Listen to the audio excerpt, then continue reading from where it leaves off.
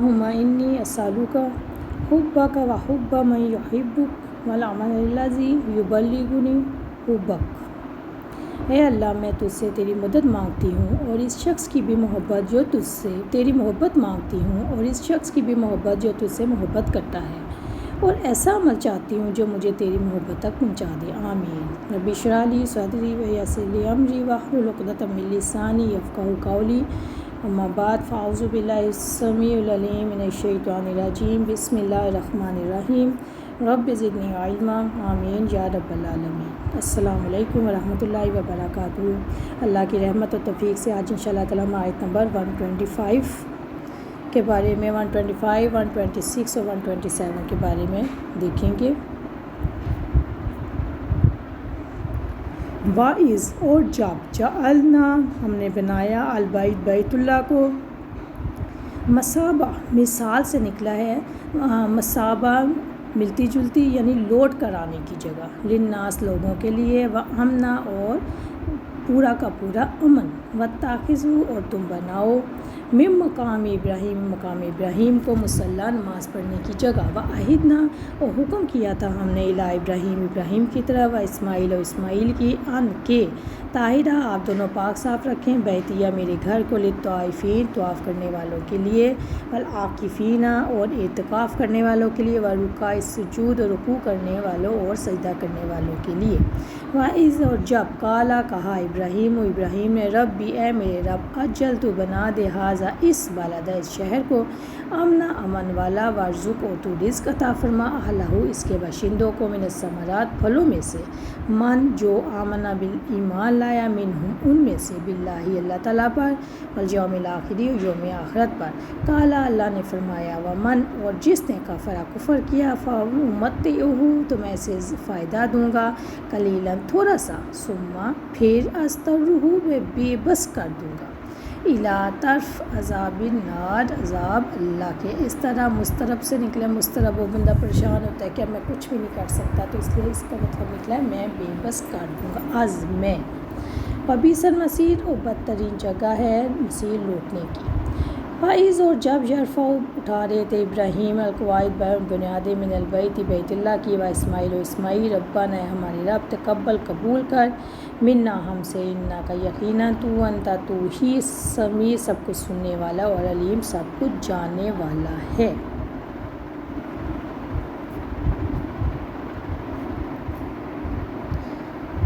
اور جب ہم نے بیت اللہ کو لوگوں کے لیے لوٹ کر آنے کی جگہ اور سراسر امن بنایا، اور تم مقام ابراہیم کو نماز پڑھنے کی جگہ بناؤ، اور ہم نے ابراہیم اور اسماعیل کو تاکید کی کہ تاکیدی حکم دیا کہ آپ دونوں میرے گھر کو طواف کرنے والوں اور اعتکاف کرنے والوں اور رکوع اور سجدہ کرنے والوں کے لیے پاک صاف رکھو۔ اور جب ابراہیم نے کہا، اے میرے رب، اس شہر کو امن والا بنا دے اور اس کے باشندوں کو پھلوں میں سے رزق عطا فرما، جو ان میں سے اللہ تعالیٰ اور یوم آخرت پر ایمان لائے۔ اللہ تعالیٰ نے فرمایا، اور جس نے کفر کیا تو میں اسے بھی تھوڑا فائدہ دوں گا، پھر میں اس کو آگ کے عذاب کی طرف بے بس کر دوں گا، اور بدترین لوٹنے کی جگہ ہے۔ اور جب ابراہیم علیہ السلام اور اسماعیل علیہ السلام بیت اللہ کی بنیادیں اٹھا رہے تھے تو انہوں نے کہا، اے ہمارے رب، ہم سے قبول فرما، یقیناً تو ہی سب کچھ سننے والا اور جاننے والا ہے۔ پیاری بہنوں، اب یہاں پہ انشاءاللہ تعالیٰ اس آیت کا آغاز کرتے ہیں، اور جب ہم نے بیت اللہ کو لوگوں کے لیے لوٹ کر آنے کی جگہ بنایا۔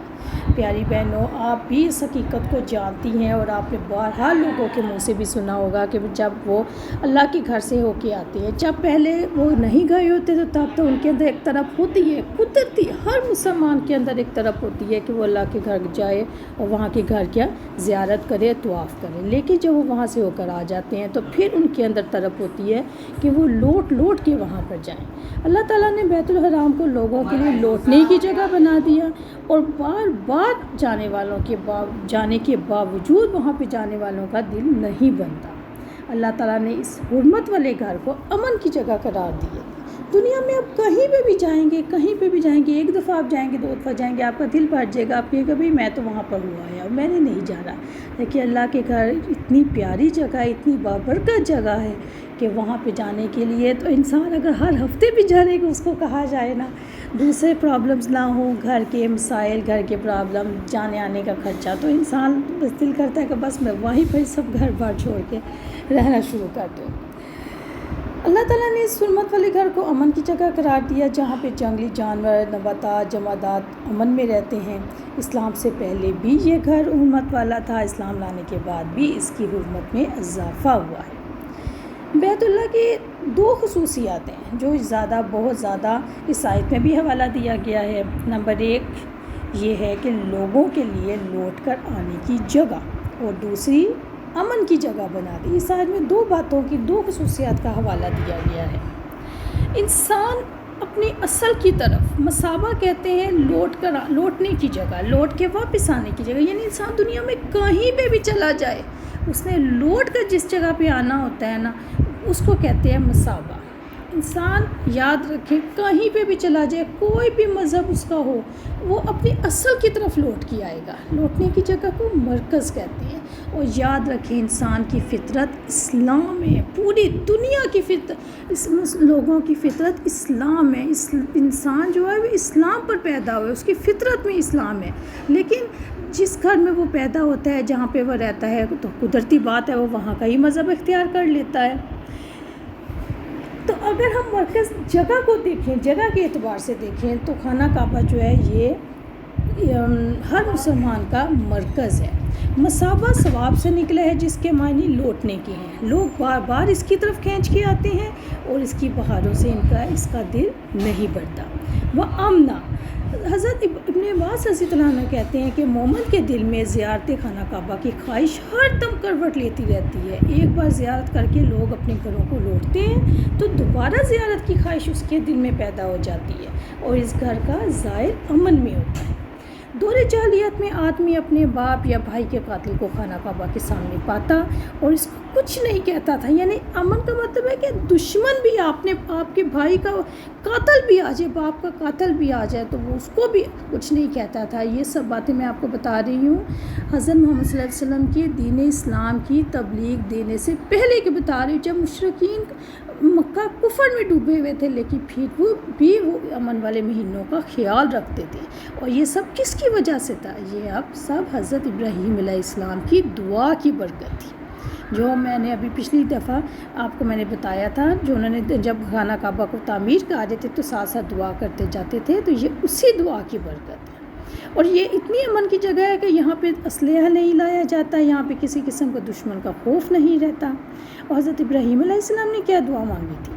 ربنا انی اسکنت من ذریاتی، اے ہمارے رب، یقیناً میں نے اپنی کچھ اولاد کو تیرے حرمت والے گھر کے پاس اس وادی میں آباد کیا ہے جو کھیتی والی نہیں ہے، اے ہمارے رب، تاکہ وہ نماز قائم کرے۔ سو کچھ لوگوں کے دل ان کی طرف مائل کر دیں اور آپ انہیں پھلوں کا رزق دیں تاکہ وہ شکر ادا کریں۔ یہ سورۃ ابراہیم کی آیت ہے، آیت نمبر 37۔ دعا قبول ہو گئی۔ جب تک بیت اللہ باقی رہے گا اس کا اثر بھی باقی رہے گا۔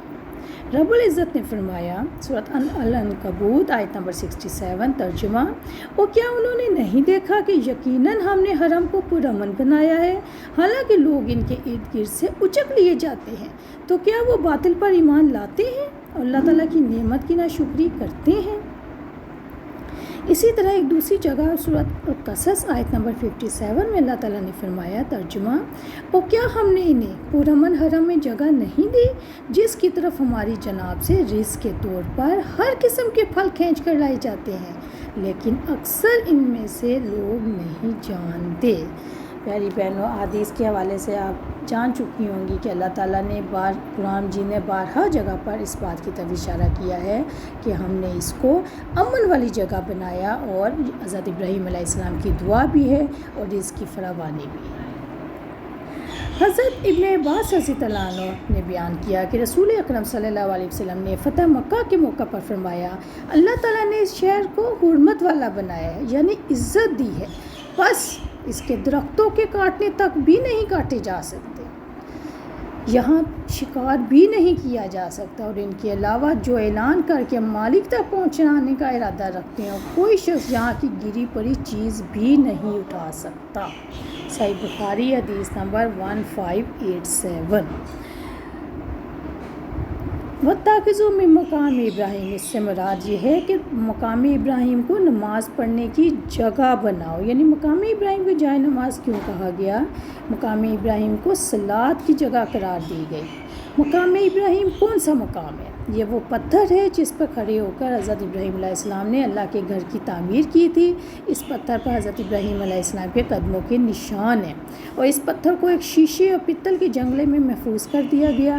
اس مقام پر طواف مکمل کرنے کے بعد 2 رکعت پڑھنا سنت ہے۔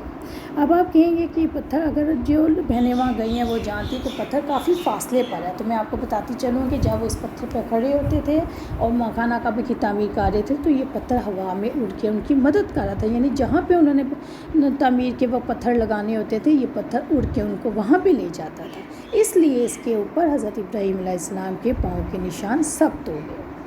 جائے نماز سے مراد ہے طواف کی 2 رکعت جو مقام ابراہیم کے پیچھے پڑھنا سنت ہے۔ اب چونکہ رش بہت زیادہ ہوتا ہے اس لیے سعودی حکومت نے یہ آسانی کر دی ہے کہ آپ مقام ابراہیم کے پیچھے دور تک اور مسجد میں کسی بھی جگہ پر آپ طواف کرنے کے بعد 2 رکعت نفل پڑھ سکتی ہیں، کسی بھی آپ مطاف میں بھی پڑھ سکتی ہیں، طواف کرنے کی جگہ پر اندر برآمدوں میں بھی پڑھ سکتی ہیں، کیونکہ رش بہت زیادہ ہوتا ہے۔ پہلے تو اتنا رش نہیں ہوتا تھا، لیکن آپ کو پتہ ہے کہ 30 سے 35 لاکھ تھا، اس سال تو 10 لاکھ لوگ حج پہ گئے تھے، لیکن 30 سے 35 لاکھ تک لوگ حج کے موقع پر کووڈ سے پہلے موجود تھے، اس لیے یہی بتایا گیا کہ جہاں پہ آپ کو جگہ ملے وہاں پر 2 رکعت نفل پڑھ لیں۔ حضرت انس رضی اللہ عنہ فرماتے ہیں کہ حضرت عمر رضی اللہ عنہ نے عرض کیا، اے اللہ کے رسول صلی اللہ علیہ وسلم، اگر ہم مقام ابراہیم کے پیچھے نماز پڑھتے تو کیا ہی بہتر ہوتا ہے، یعنی انہوں نے اپنی خواہش ظاہر کی تو جس کی بنا پر یہ آیت نازل ہوئی۔ یہ حدیث ہے جامع ترمذی کی 2959۔ عمر بن خطاب رضی اللہ عنہ نے کہا کہ میرے رب نے 3 باتوں میں میری موافقت کی، یعنی میری بات کی حمایت کی۔ میں نے کہا، اے اللہ کے رسول صلی اللہ علیہ وسلم، کاش مقام ابراہیم کو آپ نماز پڑھنے کی جگہ بنا دیتے، تو پھر یہ آیت نازل ہوئی، وَاتَّخِذُوا مِن مقام ابراہیم مصلی۔ اللہ اکبر۔ یہ بخاری کی حدیث ہے 4483۔